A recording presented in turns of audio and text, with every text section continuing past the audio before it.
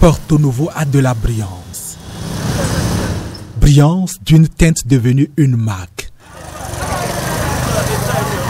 Partout de la latérite, révélatrice d'un retour vers les vertus architecturales endogènes. Couleurs vives et fortes, raffinées pour traduire l'attachement de la capitale au bioclimat. Porto Novo a toujours été bioclimatique parce que les gros investissements en tout béton n'ont pas été très importants dans la ville. Et la couleur rouge n'est pas seulement la couleur de l'habitat bioclimatique. L'habitat bioclimatique peut avoir n'importe quelle couleur, tout dépend des revêtements qu'on fait.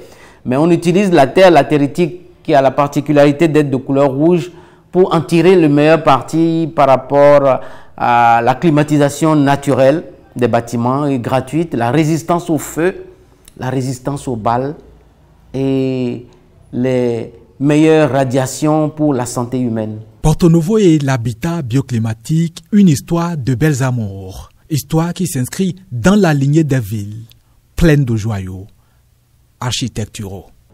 Durant toute la période coloniale, toutes les gares, OCBN, le lycée Béhanzin, le palais des gouverneurs, tous les bâtiments coloniaux sont en matériaux naturels. Les bâtiments construits par les Blancs qui nous ont colonisés sont en matériaux naturels et pleins de bon sens. Le palais de Versailles, le château de Versailles à Paris est en terre. Ça tient depuis plus de 500 ans. Donc, ce n'est pas les matériaux, c'est le savoir-faire, tout simplement, qu'il faut y mettre. Et si, durant toute la période coloniale, les bâtiments officiels ont été construits, même les résidences privées ont été construites en pierre, en terre et en tuiles, qui nous a inventé le tout béton carrelé après les indépendances? C'est ça qu'on va se demander. Moi, je ne sais pas. Porto Novo, une ville singulière qui force le passant et le touriste à reviser son vocabulaire de l'habitat bioclimatique. Un habitat bioclimatique, c'est un habitat qui tient compte du climat, qui tient compte des avantages du climat pour en tirer parti, qui tient compte des inconvénients du climat pour les atténuer et qui permet aux populations d'avoir des bâtiments ou des habitats construits avec des matériaux pris dans leur environnement. Dans un monde qui s'interroge sur la décarbonisation, Porto Novo est un message d'espoir. Espoir d'une possible ville verte en construction qui a déjà trempé ses racines dans la jarre des savoirs architecturaux endogènes. Il n'y aura pas de solution au changement climatique sans la décarbonation de l'architecture et retourner à des choses plus simples, plus naturelles. La pierre, on ne la fabrique pas. On la prend juste et on la pose pour faire des fondations éternelles. La terre, elle est là, elle est disponible sur 90% de notre pays.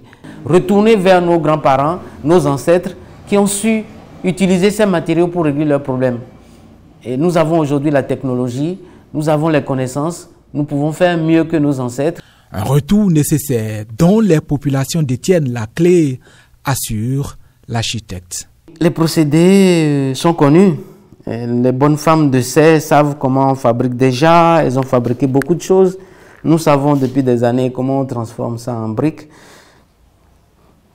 qui puissent durer des centaines d'années. Donc les procédés sont connus. Depuis le 20 janvier 2023, les autorités étatiques et communales pilotent le projet Ville Verte. Un pas de plus pour une ville qui, bien qu'étant tournée vers la modernité, reste attachée aux valeurs traditionnelles de respect de l'environnement.